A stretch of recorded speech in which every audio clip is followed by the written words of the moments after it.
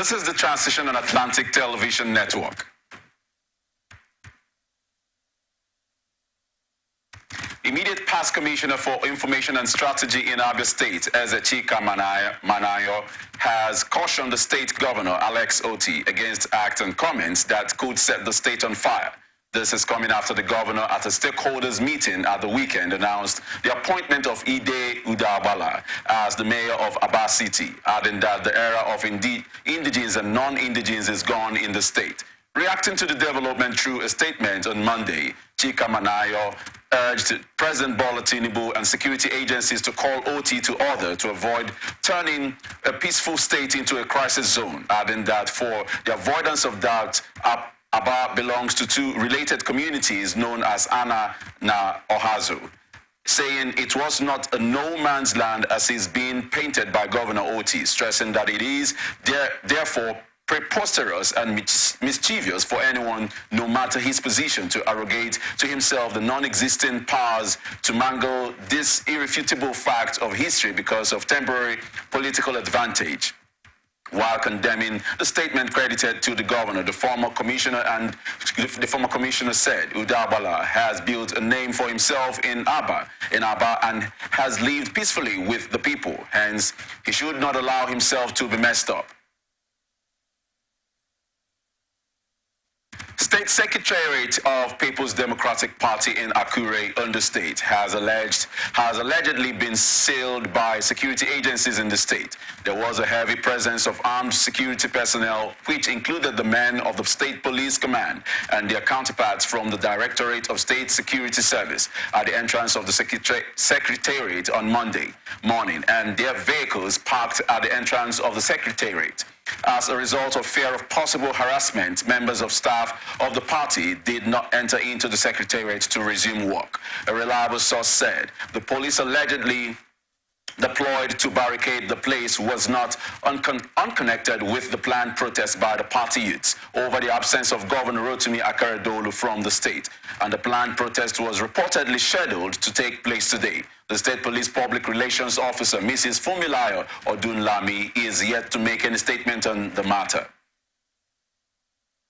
Ahead of the November 11 governorship elections, former member of the Kogi State House of Assembly, Honorable Christopher Atule Okoche, who represented Ibadan constituency on the platform of the People's Democratic Party, has defected to the ruling All Progressives Congress. Okoche was also a former caretaker chairman of Ibaji local government area of Kogi State, said he's the supporters into the APC, adding that there was no guarantee of victory for the PDP or any other party in Kogi State, apart from the APC in the November 11 governorship polls. Ijaw National Congress says it has been left out of the present government of President Asiwaju Bola Ahmed Tinubu of having no representation in the entire executive branch of the federal government of Nigeria, except for one federal ministerial position. A statement by the president, Professor Benjamin Okaba, said the decision is not acceptable to the Ijaw people, who are major contributors to the Nigerian economy, and the Ijaw nation has the dominant population in 5 coastal states of Nigeria and contribute disproportionately to the revenue of the country. Professor Okaba said the Ijaw live in and occupy no less than 65% of Nigeria's coastal lands, but have no representation in government ministries charged with the development of the region and homeland economy, including the ministries of marine and blue economy and its parastatals, transportation and its agencies, while the Ijaw people have been precluded from participating in matters of the development of their own territory in the entire nation, and will not accept the practice of exploitation and underrepresentation. The Ijaw Congress is also demanding inclusion in the federal government, particularly the executive branch, and insists that Ijaw be adequately represented in policy formulation, planning and implementation of development projects and programs in Nigeria's marine economy and associated ministries, parastatals and agencies, stressing that without equivocation that an Ijaw person be appointed managing director of the Nigerian Ports Authority, as no Ijaw person has occupied that office since the establishment of organization in 1955. It also demanded representation on every board or parastatals related to the marine economy in Nigeria, insisting that government should not be exploiting the resources of their land, seafronts and territory without representatives appointed from among the people who own the territory, while also demanding the immediate actions to be taken and corrections made on the issues raised, noting that the acceptance of amnesty by their people, which has drastically reduced the multifaceted and multidimensional agitation, some of which occasionally injure the national economy and should not be seen as an instrument of subjugating and cowing the Ijaw people.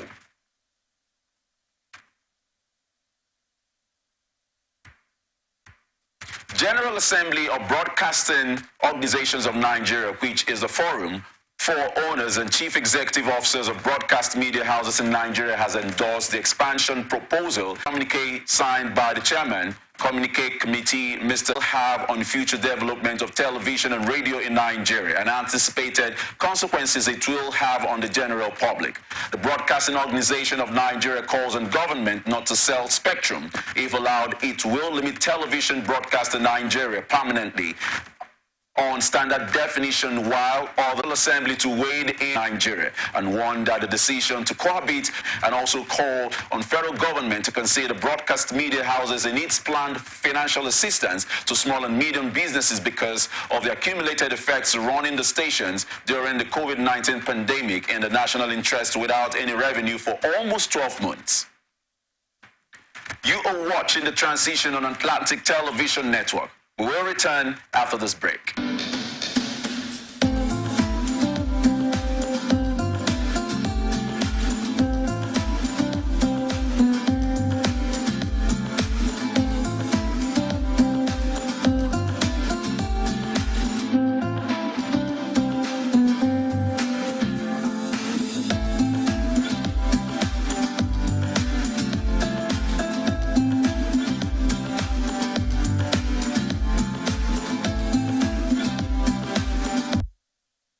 This is Atlantic Television Network Transition.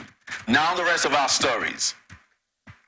Federal Executive Council meeting is expected to hold today, Monday. The special advisor to the president on media and publicity, Mr. Ajuri Ngalale, who disclosed this, said that President Bola Tinubu would chair the meeting to be attended by the secretary to the government of the Federation, Chief of Staff to the presidential and ministers, including the head of service of the Federation, special advisors, as well as other top government functions. Provided these provisions of the Constitution are captured and carried out in the manner as prescribed. Easier and easy for all of us.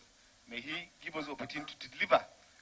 Today is our inaugural meeting, just to introduce ourselves, to be acquainted with the quantum and enormity of job we have at our hand, and that we are going to kickstart our work. Did they do it right? Did they comply with the provision? And what are they going to do to remedy? That must be done, and that is what is going to be our own take. The Federal Character Commission for some time has been under the scrutiny of the House of Representatives over allegations of corruption and job racketeering. Socio-Economic Rights and Accountability Project has urged the Senate President Godswill Akpabio and Speaker House of Representatives Tajuddin Abbas to reject the recently reintroduced social media regulation bill of the rights to freedom of expression and privacy, and urged President Bola Tinubu's administration to stop its efforts to compel technological firms like Google and YouTube to restrict such fundamental human rights. A statement by the group's Deputy Director Kolawole Oluwadare said the bill would criminalize the legitimate and lawful exercise of human rights, adding that the National Broadcasting Commission last week reported that one of Nigeria's major problems now is social media, and described social media as a monster.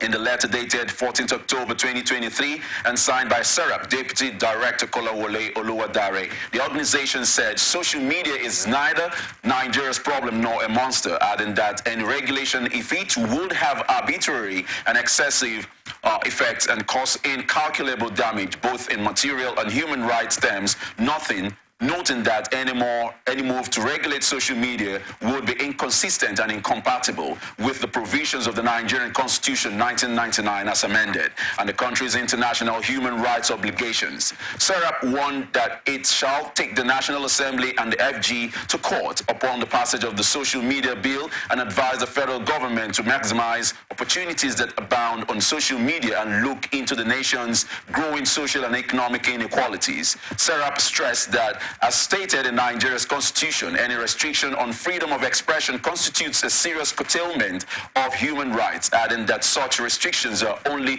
permissible when certain criteria are met, adding that under Section 39 of the Nigerian Constitution, Article 19 of the International Covenant on Civil and Political Rights, and Article 9 of the African Charter on Human and People's Rights, any restriction on freedom of expression constitutes a serious curtailment of human rights. Business reports. President Bola Tinubu-led federal government of Nigeria says it has concluded plans to secure a fresh $1.5 billion loan facility from the World Bank. The Minister of Finance and Coordinating Minister of the Economy, Mr. Wale Edun, said the move is part of the efforts to address the fiscal gap in the 2023 budget. Edun could disclose this at the ongoing 2023 annual meetings of the World Bank and the International Monetary Fund in Marrakech, Morocco, pointed out that Nigeria has become almost #1 on people's list when looking for where to invest. He pledged that President Bola Tinubu's administration would not breach ways and means limits. He pointed out that the country has taken bold and courageous steps to attract investments and assured that the federal government was taking steps toward cutting down its expenditures. According to the Minister of Finance and Coordinating Minister of the Economy, the newly constituted Fiscal Policy and Tax Reform Committee that the federal government recently inaugurated was focused on domestic revenue mobilization. Nigerian National Petroleum Company Limited may be spending about 843 billion naira monthly on the importation of premium motor spirit, popularly called petrol, following the halt in oil swaps by the firm. NNPCL, the sole importer of petrol into Nigeria, has started buying petrol using cash tenders rather than oil swaps, while in the swap arrangement known as direct sale, direct purchase, which had been in place for nearly a decade, the national oil firm sells crude to refiners who will in turn supply NNPCL with an equivalent worth of refined petroleum products. In July, data from the Nigerian Midstream and Downstream Petroleum Regulatory Authority showed that between June 1st and June 28th, 2023, which was described as the post-deregulation period, the total petrol consumption across the country was 1.36 billion liters, while the average daily consumption was put at 48.43 million liters. Oil marketers said the average export price of petrol from the only importer of the commodity was 580 naira per liter, and NPCL is the sole PMS importer currently.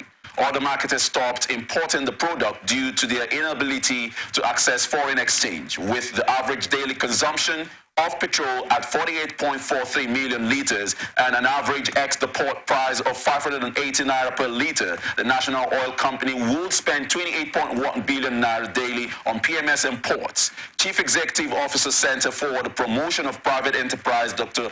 Muda Yusuf, who spoke on refineries, explained that the government should make the refineries work by selling part of its shares in the facilities, adding that government does not have the political will and does not want to work in the interest of the country and for the government to be managing those refineries. He urged the government to start rehabilitation of the refineries, and once it finishes rehabilitating them, it should work out a model where it can sell some of the shares. You are watching the news on Atlantic Television Network. Still ahead, the international tidbits. Israel's Prime Minister Benjamin Netanyahu has denied reports of a ceasefire to allow foreigners out of South Gaza. And humanitarian aid in U.S. media had reported that Egypt could reopen the Rafah crossing for several hours, but it is currently closed, while thousands of people are gathering in the hope of leaving Gaza ahead of an expected Israeli ground offensive. U.S. nationals in Gaza had previously been told to move closer to the crossing, while U.S. Secretary of State Antony Blinken said it will be open for aid without giving timing. Meanwhile, the Israeli military says it is evacuating 28 communities within 2 kilometers of the Lebanese border. And U.S. President Joe Biden has called on Israel to exercise caution as its military prepares for a ground offensive in Gaza. More than 1,400 people in Israel were killed in Hamas attacks just over a week ago. And nearly 2,700 people in Gaza have been killed in Israelis' retaliatory bombardment. And now to entertainment news. Popular Nollywood actress Moyo Lawal has disclosed that she had sex twice in 2022, and her recently released sex tape was after one of such romps. In her Instagram page on Sunday evening, Lawal, however, disclosed that the sex tape was not released by her, but her